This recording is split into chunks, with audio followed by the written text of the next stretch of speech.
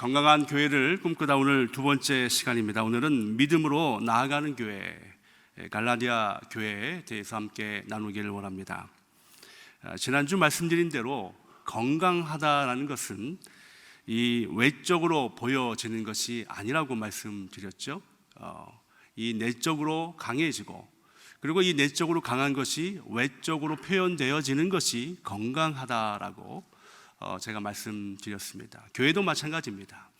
교회도 내적으로 건강한 교회, 그리고 그것이 외적으로 표현되지는 것이 바로 건강한 교회이다라는 거예요. 6월 한 달간 제가 건강한 교회 시리즈를 통해서 우리 남가주 주님의 교회가 그런 교회가 되기를 원합니다. 내적으로도 강건해지고 그리고 외적으로도 강건해지는 교회. 저는요, 특별하게 우리 믿는 자들, 우리 크리스찬들은요, 이 내적으로 어떻게 강건해지는가, 그리고 그것이 어떻게 외적으로 표현되어지는가에 대한 내용을 저는 이 마태복음 22장 37절로 39절 말씀으로 이렇게 한번 나누고 싶어요. 예수께서 이르시되 내 마음을 다하고 목숨을 다하고 뜻을 다하여 주 너희 하나님을 사랑하라 하셨으니 이것이 크고 첫째 되는 계명이요 둘째도 그와 같으니 내 이웃을 내 자신과 같이 사랑하라 하셨으니, 저는 이 말씀이 우리 믿는 자들에게 내적으로 강건함 동시에 외적으로 강건함을 표현하는 것 같아요. 자, 먼저 우리 믿는 자들은 내적으로 강건해지기 위해서는요, 하나님을 사랑해야 합니다. 하나님을 너무너무 사랑해야 한다라는 거예요. 이것이 바로 내적인 강건함입니다. 요새 우리가 새벽마다 베드로전서 말씀을 나누고 있는데, 베드로전서 3장 15절 전반부에 보면 너희 마음에 그리스도를 주로 삼아라는 구절이 있어요. 주로 삼다라는 것은 주인으로 삼다라는 거예요. 그러니까 우리가 하나님을 사랑한다는 이 고백은 많이 하는데, 그럼 어떻게 사랑하는가? 바로 우리 마음에 하나님을 나의 주인으로 삼고 고백하는 삶입니다. 이것이 바로 내적인 강건함이에요. 이 내적인 강건함이 어떻게 해요? 이 외적으로 표현되는 것이 뭡니까? 이웃사랑입니다. 하나님의 사랑이 우리 안에 가득 차 있으면 우리는 이웃을 사랑하며 하나님의 사랑을 표현할 수밖에 없다는 거예요. 우리 마음은 하나님을 사랑하는데 이웃과 서로 원수 보듯이 지나면 그것은 결코 외적인 건강함이 표현되지 않는 거예요. 먼저 우리 마음에 하나님의 사랑하심, 하나님을 나의 주인으로 믿고 살아간 귀한 강건함이 여러분의 삶에 있기를 주님의 이름으로 축복합니다. 그리고 그것이 외적으로 이웃사랑으로 표현되어야 된다는 거예요. 저는 우리 교회도 마찬가지입니다. 우리 교회가 여러 프로그램도 있고 또 여러 봉사도 있고 헌신도 있지만, 저는요, 가장 첫 번째, 우리는 하나님을 사랑하는 공동체가 되어야 되는 거예요. 그 어떤 것보다 하나님을 대처할 수 없는 하나님만을 바라보며 나아가는 공동체가 되어야 한다. 그리고 그것이 우리 이웃사랑으로 흘러넘치는 건강한 교회가 되기를 주님으로 축복합니다. 특별하게 오늘은 그러면 어떻게 우리가 건강해져야 하는가? 믿음으로 나아가는 교회에 대해서 함께 나누기를 원해요. 오늘 말씀은 우리가 갈라디아서 말씀인데요, 제가 이 갈라디아서 말씀을 가지고 두 가지만 여러분과 함께 말씀을 나누기를 원합니다. 첫 번째는요, 믿음의 교회는 상황에 흔들리지 않는 교회다라는 거예요. 오늘 본문 말씀 갈라디아서 3장 5절 말씀을 보면 너희에게 성령을 주시고 너희 가운데서 능력을 행하시는 이의 일이 율법의 행위에서냐 듣고 믿음에서냐라고 바울은 얘기하고 있어요. 우리가 그냥 지나칠 수 있는 구절인데 특별하게 우리가 이 구절을 주목해야 돼요. 율법의 행위냐 아니면 듣고 믿음에서냐라는 겁니다. 이게 왜 중요한가? 사실 이 율법의 행위와 이 듣는 믿음, 이것을 알기 위해서는 갈라디아 교회에 대한 배경을 좀 알면 이 구절이 우리에게 쉽게 다가올 수가 있어요.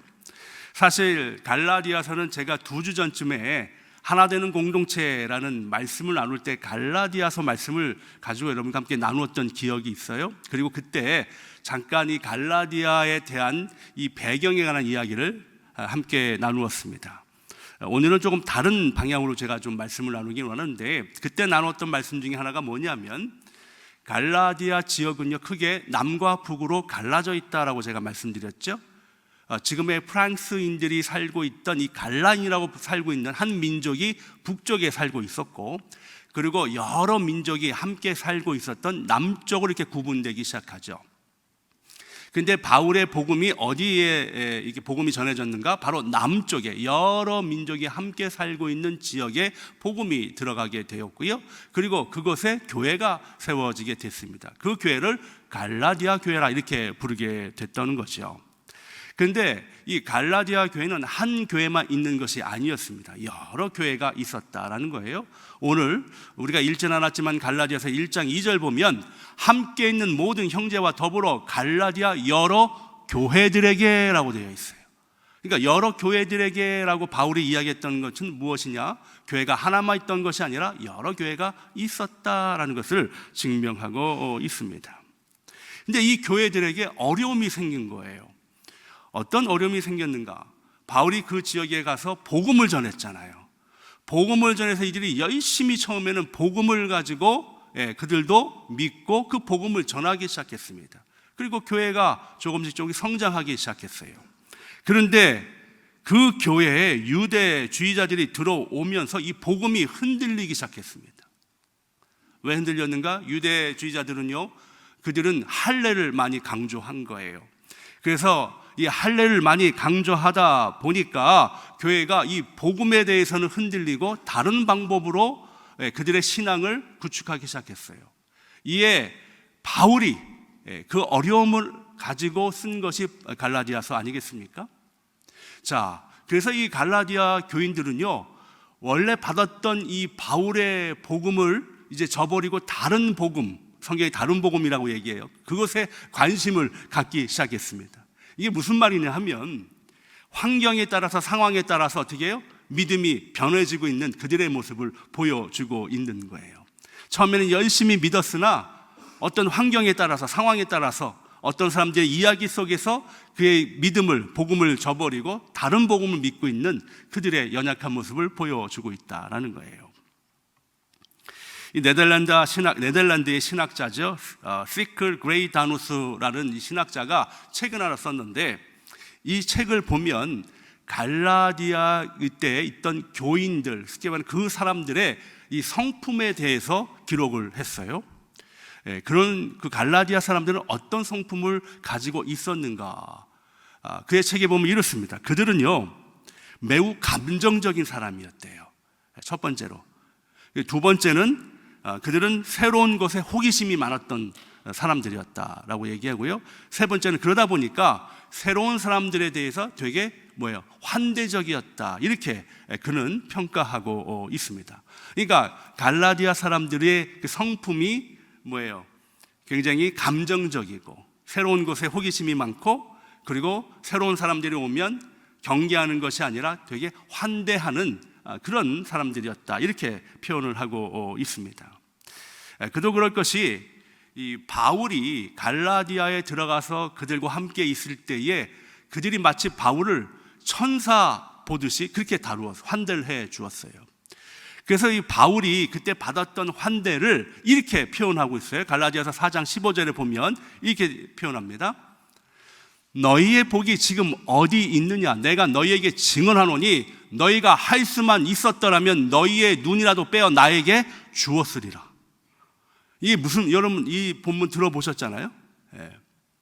이게 뭐냐면 너희의 눈이라도 빼어 나에게 주었을 정도로 그만큼 환대했던, 바울을 환영했던 사람들이 갈라디아 교인들이었다라는 거예요. 그래서 그만큼 사랑했었는데 이제 바울이 전했던 그 복음을 이제 저버리고 다른 복음을 지금 현재 그들이 갈망하고 있으니 바울이 얼마나 안타깝겠어요. 왜 그럴까요? 제가 말씀드린 대로 그들은 굉장히 감정적인 사람들이었습니다. 우리가 사람들의 성품을 좀 이렇게 평가할 때에 굉장히 감정적인 분들이 있잖아요. 뭐가 있으면 막 금방 화나기도 하고 금방 슬프기도 하고 막 웃기도 하고 이런 감정적인 부분들이 있잖아요. 바로 그런 종류였다는 거예요. 그러다 보니까 어떤 상황이나 환경에 따라서 금세 변할 수 있는 사람들이었다라고 그 네덜란드 신학자는 그렇게 보고 있습니다. 그러니까 이 갈라디아 이 교인들은요, 처음에는 복음을 열심히 믿었으나 새로운 사람들이 이야기하는 것에 쉽게 동요되다 보니까 처음 복음을 버리며 그들을 따라가고 있는 안타까운 모습을 보여주고 있어요. 그래서 바울이 제가 아까 초반에 말씀드린 율법의 행위에서냐 듣고 믿음에서냐라고 얘기한 거 이제는 이해가 되죠. 율법의 행위가 뭐예요? 바로 율법주의자들, 바로 유대주의자들이 들어와서 할례를 가리키고 이걸 행해야 구원받는다고 이야기하는 바로 이 율법 행위에 이들이 빠져 있던 겁니다. 바울이 가리켰던 이 듣고 믿는 것에서부터 이들이 금세 믿음이 변한 모습을 보여주고 있어요. 그래서 바울이 오늘 이 얘기를 한 거예요. 율법의 행위에서냐 아니면 듣고 믿음에서냐. 사랑하는 성도 여러분, 그렇습니다. 믿는 자들은요, 어떤 상황이나 환경이 따라서 그 믿음이 변하면 안 되는 거예요. 우리는 한번 주님을 믿었으면 끝까지 주님을 믿고 따르는 귀한 믿음의 자녀들이 되시길 주님으로 축복합니다. 예, 환경과 상황 때문에 변해지는 믿음은 온전한 믿음이 아니라는 거예요. 예, 아닙니다. 사랑하는 성도 여러분, 그렇습니다. 이 갈라디아 교인들이 이렇게 율법 행위에 빠진 것은 행동을 하면 자신이 정당한 것처럼 보여요. 의인처럼 보여지지 않습니까? 그러니까 나의 행동이 어떻게 의인처럼 정당한처럼 보이다 보니까 여기에 빠져들고 있는 모습을 보여준다라는 거예요. 그러나 믿음은 눈에 보이지 않습니다. 믿음은 우리의 가시적인 눈으로, 안목으로 판단되는 것이 아니에요. 우리 중심에서 믿고 주님을 믿고 따르는 것이 바로 믿음이다라는 거예요. 우리가 자꾸만 환경이나 상황을 바라보면서 우리의 믿음이 연약해질 때가 있죠. 왜? 우리가 사람이기 때문에. 사랑하는 성도 여러분, 그래서 우리는 더욱더 믿음을 굳건하게 해야 합니다. 베드로전서 3장 15절의 말씀처럼 예수 그리스도를 우리의 주인으로 삼고 굳건하게 나가야 될 줄 믿습니다. 우리 보여지는 것은 아무것도 아니다라는 거예요. 우리는 보이는 환경에 지배되는 인생이 아니라 우리의 믿음으로 환경을 지배하는 인생이 되어야 합니다. 니코스 카잔차스키가 쓴 성 프란시스코라는 이 책에 보면 이런 내용이 나와요. 우리가 잘 아는 프란시스 여러분 아시죠? 어렸을 때 그는 굉장히 부유한, 유복한 가정에서 자랐습니다. 한 번은 그의 마을에 이 성극하는 이 성극단이 오게 되었고, 그 마을에 있는 성당에서 성극을 하게 되었어요. 이 성극이 얼마나 은혜로웠는지 많은 사람들이 감동을 받았습니다. 감동을 받았는데 이 프란시스의 이 부모님이 그 성극을 했던 모든 배우들을 자신의 집으로 초청해서 식사를 대접하게 되었고요. 이들은 성극했던 그 분장도 의상도 이렇게 지우지 못하고 갈아입지 못하고 그대로 프란시스 부모님의 집에 가게 되었습니다. 그 성극을 프란시스도 본 거예요. 얼마나 은혜가 되었는지 너무너무 아주 신났습니다. 그래서 집에 와서 이제 식사를 하게 되는데 이들이 술잔을 기울이고 아주 난잡한 파티를 하는 거예요. 그 모습을 보고 프란시스가 너무 충격이 된 겁니다. 왜냐하면 조금 전에 성극에서 너무 은혜를 받았기 때문에 그런 거예요. 그래서 그가 한 배우한테 다가갔습니다. 그리고 이렇게 얘기했어요. 아저씨는 예수님이었잖아요. 이렇게 얘기를 했어요. 그랬더니 그 배우가, 꼬마야, 그건 연극이야. 연극과 현실은 달라 라고 이야기를 했다라는 거예요. 무슨 말입니까? 예수님의 복장을 한 배우처럼 눈에 보이는 거룩함이 다가 아니라는 거예요. 우리의 눈에 보이는 것, 우리의 손에 만져지는 것, 이것에 따라서 우리가 믿음이 있고 없다를 가늠할 수 없다는 거예요. 사랑하는 성도 여러분, 믿음은 눈에 보이지 않을지나 우리가 끝까지 신뢰하며 따라가는 것, 이것이 바로 믿음인 줄 믿습니다. 믿음 있는 교회는 상황에 따라 변하는 것이 아니라 그 상황을 변화시키고 그 상황을 뛰어넘는 것이 바로 믿음 있는 교회다라는 거예요. 우리 남가주 주님의 교회는 바로 이런 믿음 있는 교회가 되시기를 주님의 축복합니다. 마지막 두 번째는요, 믿음의 교회는요, 예수 그리스도가 중심이 되는 교회다라는 거예요. 오늘 본문 3장 7절 보면 이렇게 되어 있어요. 그런즉 믿음으로 말미암는 자들은 아브라함의 자손인 줄 알지어다, 이 얘기를 하고 있어요. 우리가 그냥 이 성경을 읽을 때 그냥 읽으면 이게 잘 무슨 내용인지 이해하기가 쉽지 않습니다만은 이 배경을 알고 또 바울이 왜 이 구절을 썼는가에 대한 그 내용을 알면 이 구절이 우리에게 참 아주 은혜롭게 다가오지요. 그런즉 믿음으로 말미암는 자들은 아브라함의 자손인 줄 알지어다라고 얘기했어요. 여기서 아브라함의 자손 얘기가 탁 나오게 됩니다. 제가 말씀드린 대로 갈라디아 교인들은 이 아브라함을 조상으로 믿는 유대인들도 있고요, 또 이방 사람들도 있습니다. 함께 모여서 공동체 생활을 하고 있는 게 바로 갈라디아 교인들이에요. 그래서 이 아브라함의 자손이라는 이야기는 유대인들에게는 굉장히 친숙하고 그리고 자신들의 정체성을 드러내는 굉장히 고귀한 단어라고 볼 수 있을 거예요. 그와 반면에 이방인들은요, 그 단어가 거슬릴 수 있습니다. 자기네들의 조상이지 우리의 조상인가? 이렇게 이야기할 수 있어요.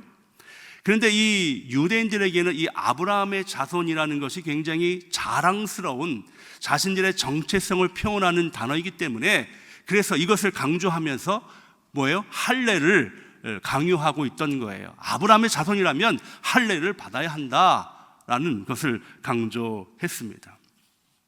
그러다 보니까 서로 어떻게 해요? 받아들이기도 하지만 이것이 어떻게 이 다른 복음으로 스며들기 시작했다라는 거예요. 바울이 그 점을 다시 지금 지적하는 겁니다.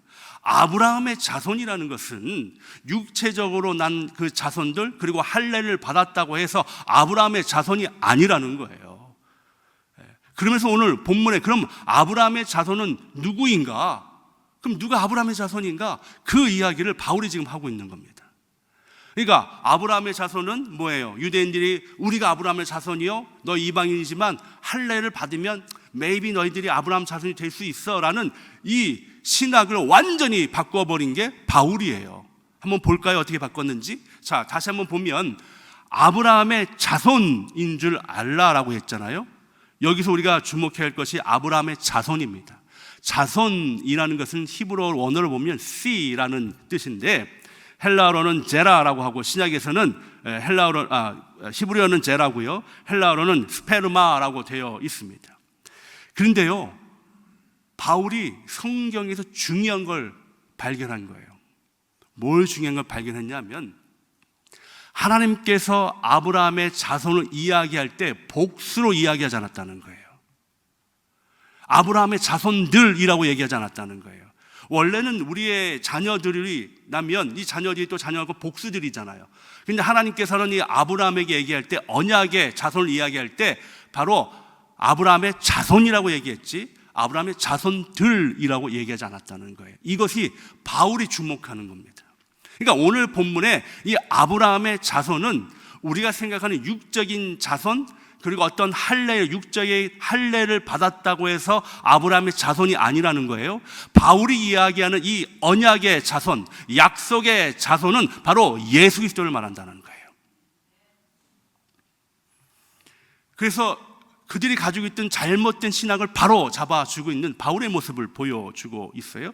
그 이야기가 갈라디아서 3장 16절에 있습니다. 이 말씀 한번 우리 다 함께 읽으면 좋을 것 같아요. 시작.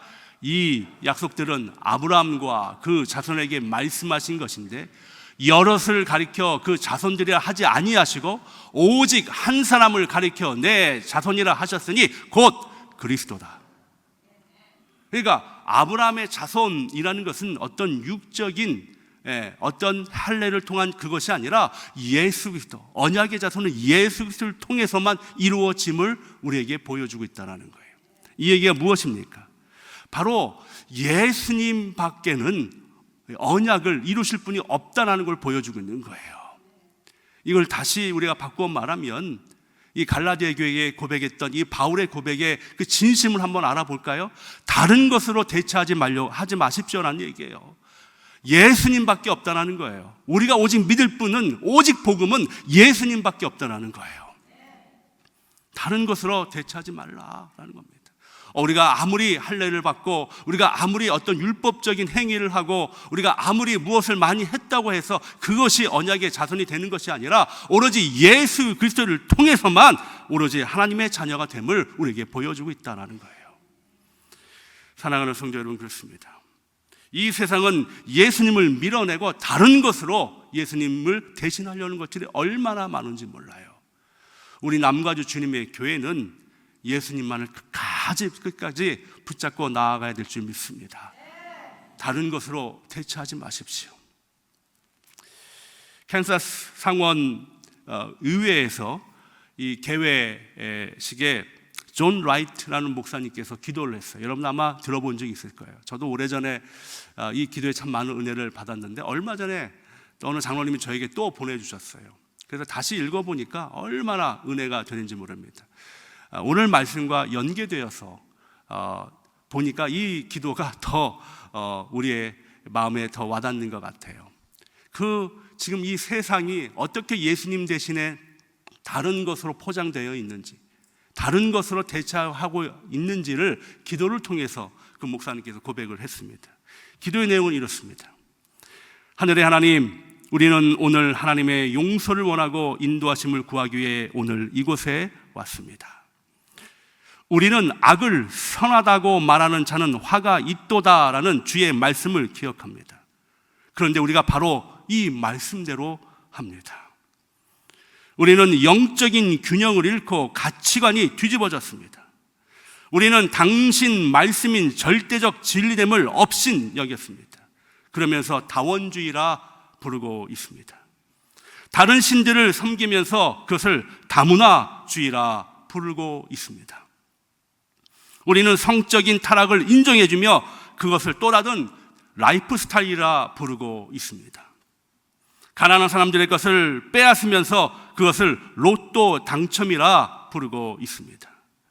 우리는 경건하지 않는 삶이 우리의 공기를 더럽혀 놓고 나서 그것을 표현의 자유라 부르고 있습니다. 우리는 우리 조상들의 오랫동안 존중받는 가치들을 농락해 놓고서 그것을 개화라 부르고 있습니다. 오 하나님, 우리를 살피소서. 이제 우리의 마음을 알아 주옵소서. 그리고 모든 죄로부터 우리를 씻겨주시고 우리를 자유롭게 해 주옵소서. 아멘. 그렇습니다. 이 기도의 고백 속에서 뭐예요? 예수님이 있을 자리에, 복음이 있을 자리에 다른 것으로 대체되고 있는 현실의 상황을 기도로서 그 목사님은 안타깝게 표현한 것입니다. 믿음 있는 교회는요, 어떤 교회인가? 숫자가 증가되고 많은 프로그램이 있는 교회가 믿음 있는 교회가 아닙니다. 우리의 중심에 예수 그리스도가 서 있는 교회가 믿음 있는 교회입니다. 남가주 주님의 교회는 바로 이 믿음 있는 교회가 되기를 그러니까 주님의 이름으로 축복합니다.